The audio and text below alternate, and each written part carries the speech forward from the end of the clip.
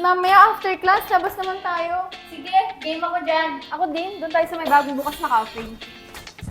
Pre, 3 tayo mamaya. Oh, ayan ka na naman, Nash. Kapag natalo ka, di ka naman magbabayad ng pusta. Oo nga, may utang ka pa sa akin 150. Tama na yan guys, basta mamaya maglalaro tayo. Tara, pumasok. Biruin nyo, last year na pala natin sa junior high school. Tapos next year, senior na tayo. Oo naman, masaya nga yun at malapit na tayo mag-college. Teka lang, pwede na ba kayo magkolehiyo?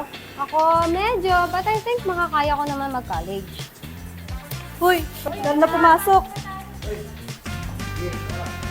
Bagong school year, bagong pakikisama sa mga bagong kaklase. Mga ilang araw lang ang lilipas at makikilala mo na ang lahat. Ang kanilang mga ugali, hilig at mga trip sa buhay. Sana matanggap nila ang bagong ako. Girls, look oh! Si Taya ba yan? Nag-out na talaga ang lola mo. Ewan ko dyan. Mukhang weird ah. Taya?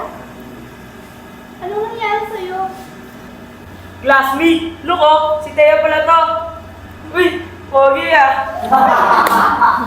Pwede ba? Tumigil na kayo. Para kayong mga bata. Alam niyo ba kung bakit ganito si Taya? Oh, super friends ang peg mo, te.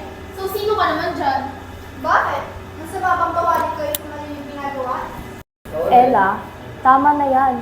Pabayaan mo na lang sila.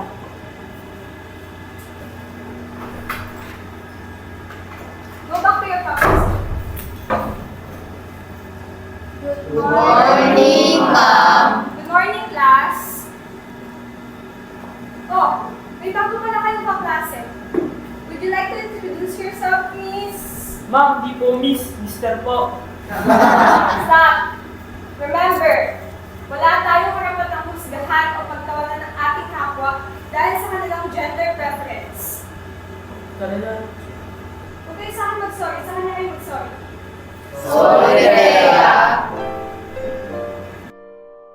Ano naman tip ni Thea? Bakit bigla siya nagpalit anyo? Pinatunayan niya lang talaga na tibo siya. Idol niya yata si Charis. Wait, di ba BFF mo yun dati? Noon yun, but now wala nang kaibigan tulad niya. Magsama sila ni Ella, total pareho naman sila mga baliw eh. Wow, masyado ka naman, Des. Ibig bang sabihin nito ay friendship over na talaga kay Thea at Ella? Oo nga, ganun na lang ba kadali sa ibitawan ng friendship niyo? Hay nako, it's a long story. And I know, hindi nyo gugustuhin marinig pa. Hindi lang naman pagiging tibo ni Thea ang dahilan eh. Madami pa. Kaya kung ako sa inyo, huwag yun ang alamin. Let's go, girls!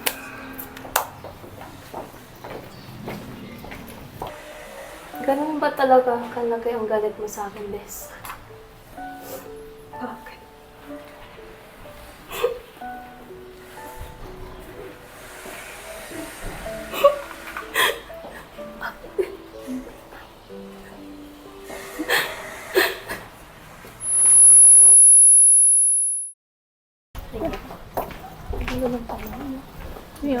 Tayo doon, ano bang pondo?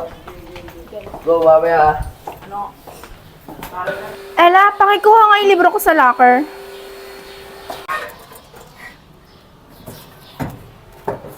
Des, tignan mo yun. May note sa locker mo.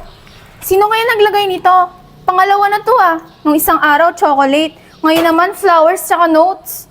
Baka naman may secret admirer ka, Des. Kung sino man siya, wala siyang mapapala sa akin. Pinakayoko pa naman yung di pinaninindigan yung nararamdaman niya. Sa bagay, kung totoo talaga siya sa'yo, hindi ganito ang gagawin niya. Hoy, Taya! Kanina ka pa walang tibo at reaction sa pinag-uusapan namin ah. Hoy, ano ba? Ha? Anong sinasabi mo? Hay nako, salamat sa reaksyon mo ah. But this flower, mas nababagay siya dito. Bakit mo naman tinapon yung bulaklak? Gusto mo ba? E di pulutin mo.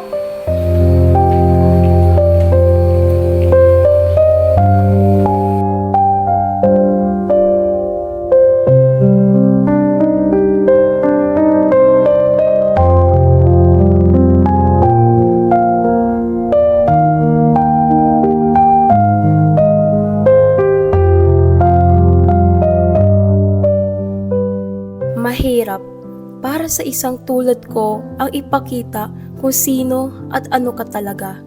Dahil sa mga tao hindi matanggap ang katotohanang matagal ko nang itinatago sa kanila. Ang katulad ko ay isang bilanggo sa isang hawla na ako rin ang gumawa. Hangad ay paglaya sa hawlang ginawa. Makita ang daan tungo sa wasto at tama. Mabuhay na malaya ako at ganap na ako lamang, hindi bilanggo sa aking sariling katawan.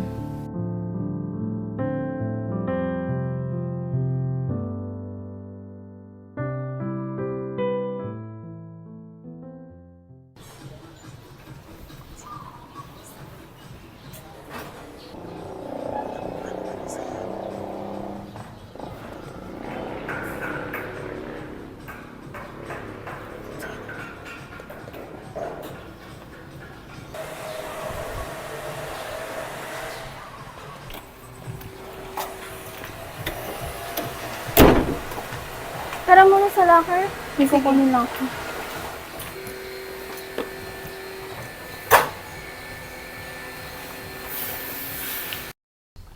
Dear Des, pasensya na kung mali man ang mahalin kita. Ngunit, para sa akin, ito lang ang alam kong dahilan para masabi ko ang nararamdaman ko sa iyo. Mahal kita, Des. Noon pa. Kaya lang, alam kong mali ito eh. Sana, sa oras na makilala mo ko, ay huwag kang lumayo sa akin. Kung sino ka man, isa kang duwag at walang kwentang tao. Des, bakit? Ano meron?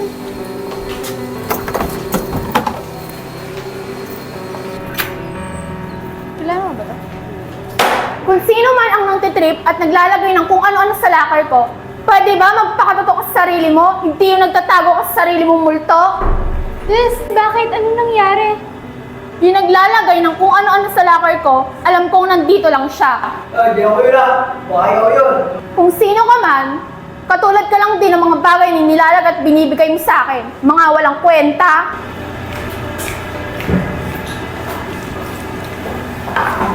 Kaya, saan ka pumunta? Guys, sino nagsulat ito? Di kami yan.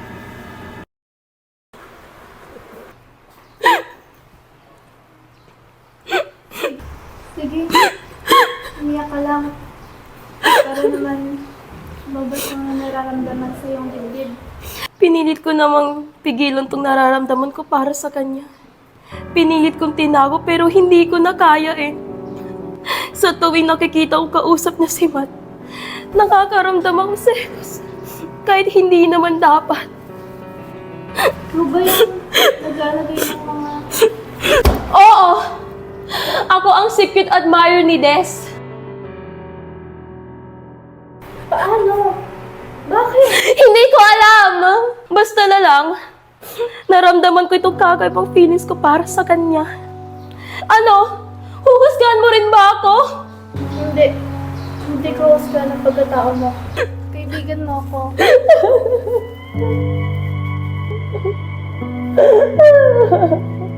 Si Thea, Tiboli, at si Des pa talaga ang gusto niya? Ew, kadiri siya. Kailangan malaman to ni Des. Isesend ko sa kanya to. Madali ka, baka makita tayo.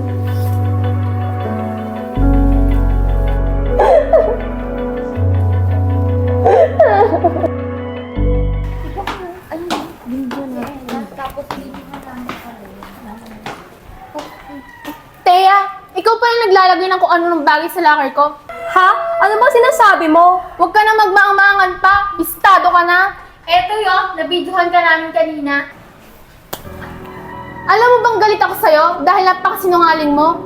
Hindi lang sinungaling, manloloko pa. Pinaniwala mo kami ni Ella. Des, magpapaliwanag ako. Pwede bang makinig ka muna? Hindi ko kailangan ng paliwanag mo. Simula ngayon, ayaw na kita makita. Des, huwag ka naman ganito sa kaibigan natin. Isa ka pa, kayong dalawa, mga sinungaling. Kaya wala akong alam dito. Hindi kita nalaglag kay Des. Bitawan mo nga ako! Akala ko ba kaibigan kita? Pero anong ginawa mo? Inilaglag mo puro kay Destiny. Simula ngayon, ayoko na makita yung pagmumukha mo! Grabe pala bagong chismis dito ngayon, no? Nalaman na daw kung sino yung naglalagay ng mga love notes sa locker ni Destiny. At alam mo ba kung sino? O, sino naman daw? Eh di sino pa? Eh di si Thea. Pag-girl pa ang ate mo, pusong lalaki rin pala. Pa-girl mo?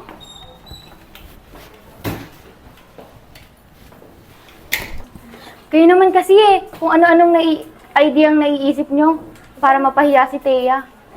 Ka na nga maingay dyan. Kung makarinig pa sa atin dyan. O, pag nakita ni Thea to, tiyak na mawiwindang siya. Tara na.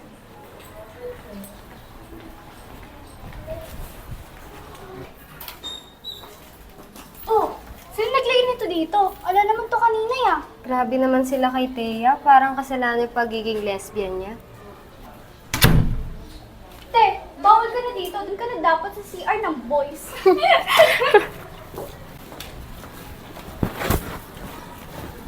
Mga walang hiya kayo! Kung sino man gumawa nito, masahol pa kayo sa ano!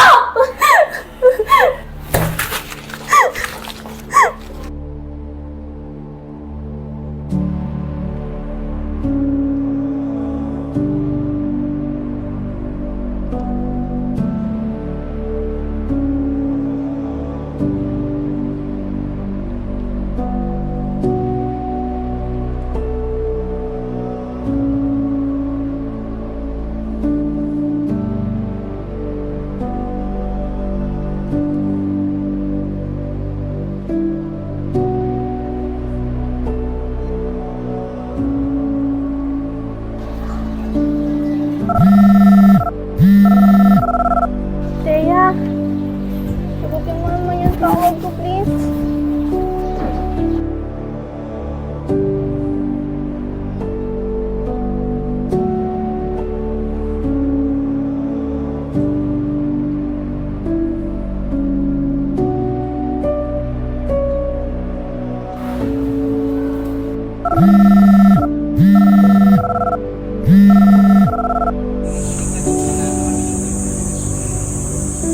Teya, mag-usap naman tayo.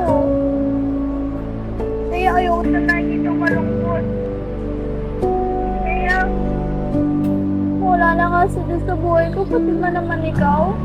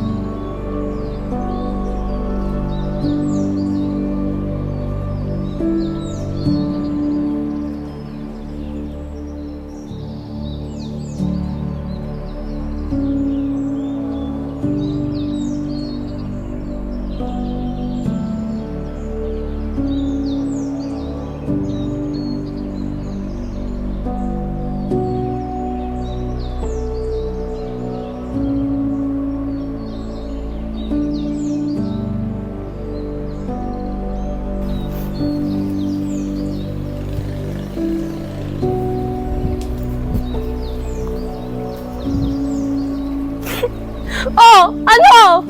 Sige, pagtawanan niyo pa ako! Kutyain niyo din ako! Masaya na kayo, di ba? Lahat nagagawa niyo na!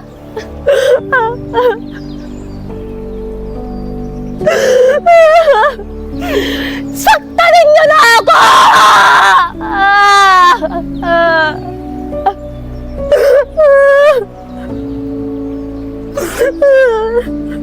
Nasasaktan din ako!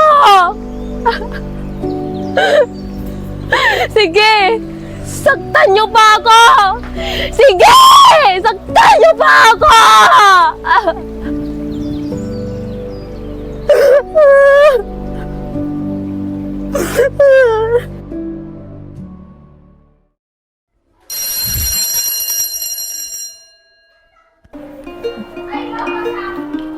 Oh, bakit naman ganyan yung mga reaction nyo? Nice.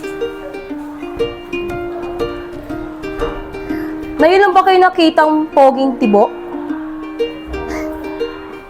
May mali ba sa pagiging tomboy? Ang klase kayo. O ano? Wala naman, baka gusto mo lang ipag-tropa sa amin. Yun lang ba? Sure. O, peace pub tayo mga pare ko. Ulit. Kita tayo mamaya.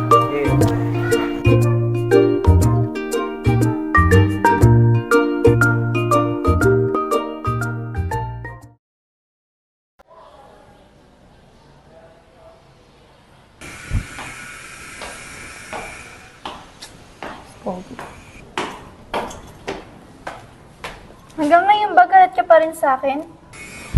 Sa maniwala ko man o sa hindi ko sinabi lahat kay Destiny. Ang lahat ng nalaman ko tungkol sa'yo. Ewan ko kung paano niya nalaman yun. Hindi ko pa ba alam kung maniniwala pa ba ako sa lahat ng sasabihin mo, Ella. Ngayon pa, nagawa ko na ipakita kung sino at ano ako talaga. Kahit papaano, masaya na ako dahil malaya na ako. Salamat naman kung ganun. So, friends na ba ulit tayo? Okay lang pa sa'yo, magkaibigan mo ko. Oo naman. Basta walang talo-talo ah. Sure, friends na ulit tayo.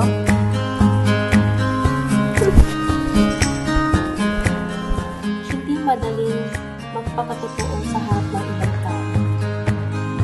Ngunit, mas mahirap pa kung lukuhin mo ang iyong sarili sa mahabang panahon at ikulong ang iyong